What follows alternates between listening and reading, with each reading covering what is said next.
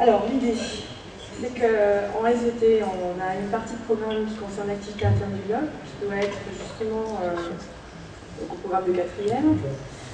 On peut imaginer une séance de cours, donc c'est ce que je tiens à vous développer aujourd'hui, une heure de cours, l'heure de départ, la première heure de cours concernant cette partie. Et bien souvent, cette heure de cours va commencer par des conceptions d'élèves. Ils vont réfléchir sur les mots du titre. Alors là, j'ai extrait une petite partie de BO sur justement les séismes, l'activité sismique, et c'est ce qui va en réalité être l'objet de cette, on va dire, début de programme. Alors les mots proposés par les élèves sont assez complexes sur l'activité interne, puisqu'ils vont en effet parler de tremblement de terre bien souvent. Le mot séisme va tout de suite revenir, surtout avec l'actualité actuelle justement. Et puis le terme de plaque revient fréquemment, le terme de volcanisme. Et dans l'idée, c'est qu'on va rebondir sur ces mots. Et là, la question, et je rebondis sur l'utilité de l'outil support du 60, c'est comment peut-on organiser un travail en classe et un travail à la maison avec cet outil qui est fourni donc aux élèves et donc autour de cette partie. Alors, les premières 20 minutes de cours qui suivent ma conception vont correspondre à le fait de rebondir sur l'actualité. Là, il y a eu un séisme il y a une semaine dans la région des Abruzzes en Italie. Et l'enseignant, moi-même, donc on aura préparé ces salles de classe avec une classe mobile de 12 à 15 portables, une imprimante Wi-Fi, l'ordinateur 60 du professeur pour pouvoir montrer l'usage des outils possibles. Chaque élève doit être doté de sa clé Ordi 60, et donc je peux imaginer qu'il y ait eu un lien avec l'administration. La clé USB justement va être un outil important, un outil clé pour le reste. Une connexion Wi-Fi dans la salle de cours pour pouvoir avoir un accès à Internet, et puis une salle équipée totalement avec vidéoprojecteur, etc. Donc le but c'est de rebondir sur les faits d'actualité. Ils nous ont parlé dans leur conception de séisme, et bien rebondissons, et on demande aux élèves par binôme de travailler dans la salle de classe avec des portables, donc je répète, connectés en Wi-Fi sur les liens net, et ils vont en réalité copier, chercher des informations d'actualité sur les séismes. Voilà. Donc, il va de pair que ce travail va durer à peu près 10 à 20 minutes, ce qui fait qu'on n'a pas à descendre nécessairement en salle informatique, d'où l'intérêt des classes mobiles. Et puis, le but étant de faire aussi une mise en commun des travaux les plus pertinents, de ce que les élèves auront trouvé, faire un échange grâce au vidéoprojecteur. Alors, l'idée, c'est de pouvoir trouver ce genre de choses, donc extraire des documents, tout simplement, des photos, des images, des textes, des articles de journaux et de presse, dans différentes sortes de presse. Donc là, j'en ai sélectionné quelques-unes pour vous montrer quel type de travaux pourraient faire nos élèves. Donc là, on est sur la Libération, voilà. Là, on est sur une autre source qui correspond, je crois, c'est Le Monde. Bref, des tas d'activités possibles, des tas de sources possibles, puisqu'en cliquant 2 fois, on trouve des tas d'articles sur ce sujet d'actualité alarmiste aussi. Et donc, le but étant de se dire, ben voilà, on a fait une observation, on met en commun. Pendant cette mise en commun, on peut imprimer les documents les plus pertinents des élèves, grâce à l'imprimante qui est reliée à la classe mobile. Et là, les élèves vont pouvoir dresser un premier bilan de leur observation, et on n'oublie pas d'imprimer pour justement avoir quand même une trace écrite qui est encore la trace écrite importante, le cahier.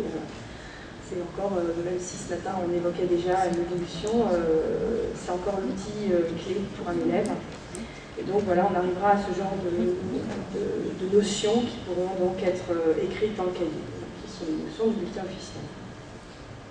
Concernant les séismes, les aléas sismiques, les risques, le fait que ce soit localisé sur certaines zones de la surface du globe, notamment au niveau des chaînes de montagne.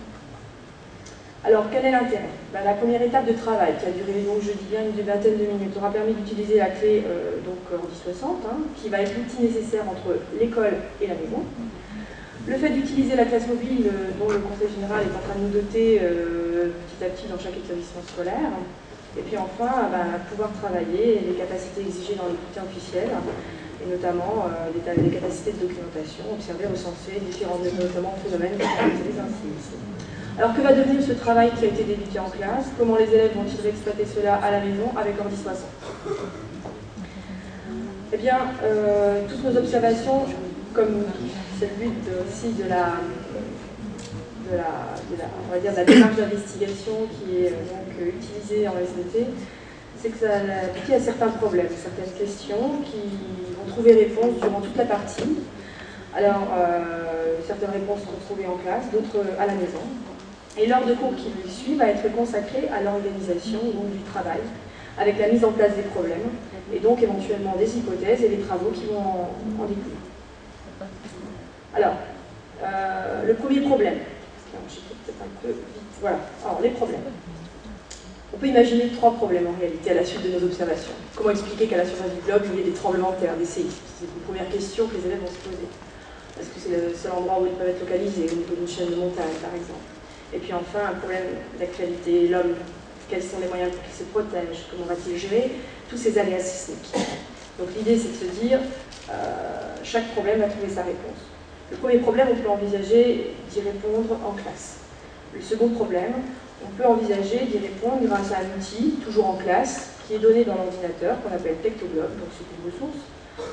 Si on va dans l'ordinateur, cette ressource se situe ici, dans le laboratoire de sciences, que voici, que voilà. On arrive à localiser des séismes, mais aussi des volcans. Cet outil pourra être utilisé en classe et réutilisé à la maison avec les élèves, donc, enfin par chaque élève, pour compléter, imprimer, revoir les choses. Voilà. L'idée, c'est qu'on va se retrouver avec des élèves qui donc pourront revenir dessus, comme j'ai dit, et qui pourront justement avoir des outils pour pouvoir comprendre et apprendre leurs leçons, donc avoir un moyen d'avoir des savoirs acquis visuellement. Le troisième problème concernant justement les aléas sismiques, les risques géologiques, comment l'homme peut-il gérer ces aléas, eh bien, ça va être un sujet qui sera traité à la maison avec l'Ordi 60.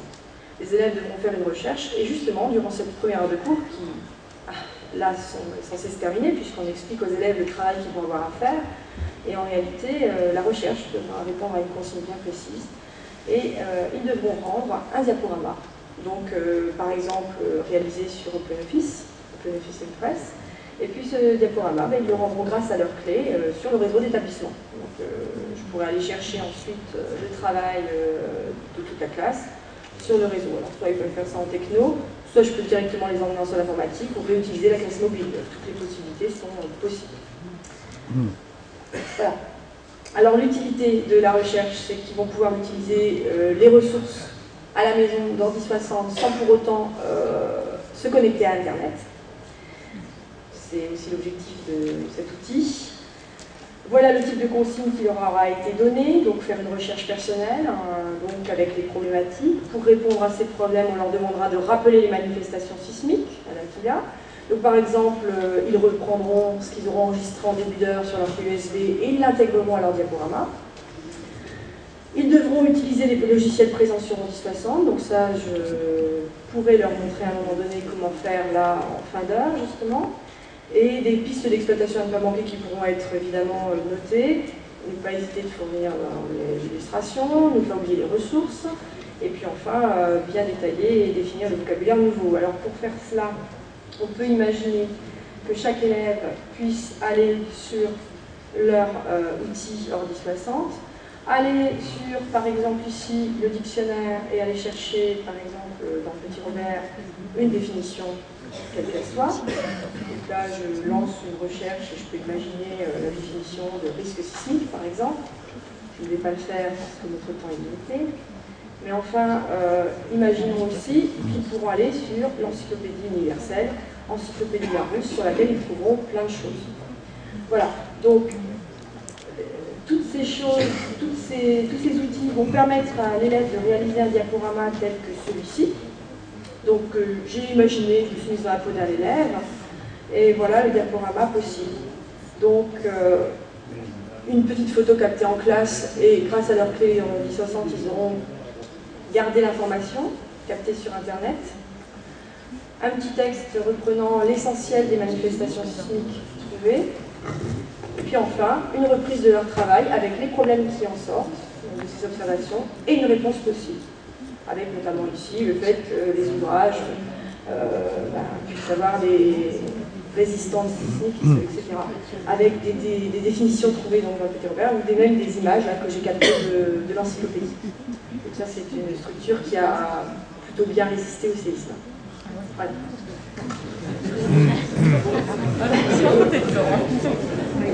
Ah, mais il n'y a pas eu l'effondrement total.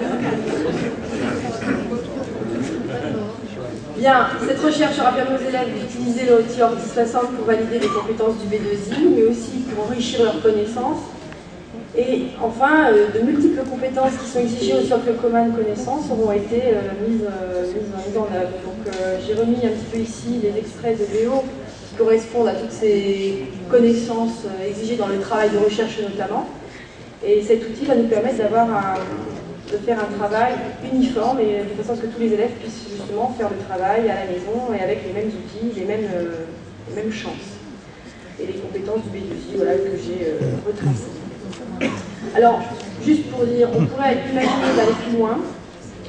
Ce diaporama peut être complété à mesure qu'il progresse. Leur diaporama sera peut-être évalué, mais on peut imaginer que chaque élève pourrait enregistrer dans leur clé les documents qui auront été fournis en classe, notamment par le biais d'un tableau interactif. Hein, on est tous quasiment dans de nombreux établissements dotés de tables de TBI. Ici, je vous ai d'ailleurs montré un petit peu le logiciel de TBI que j'utilise. Et l'idée, c'est que chaque élève va pouvoir reprendre les documents qui seraient mis comme ça sur le réseau et compléter leur diaporama afin finalement de compléter des documents visuels réalisés en classe, conformes à ce qu'on a fait en classe, et apprendre leur leçon avec les mêmes outils. Donc l'idée, c'est qu'il n'y ait plus que le cahier, mais aussi en plus, par le biais de l'outil Ordi 60, l'ensemble des cours qui seraient repris, et ce, par chaque élève. Et ça permettrait à chaque élève, en réalisant ces manipulations dans des moments précis de la vie scolaire, de se devenir acteur de leur savoir. Voilà.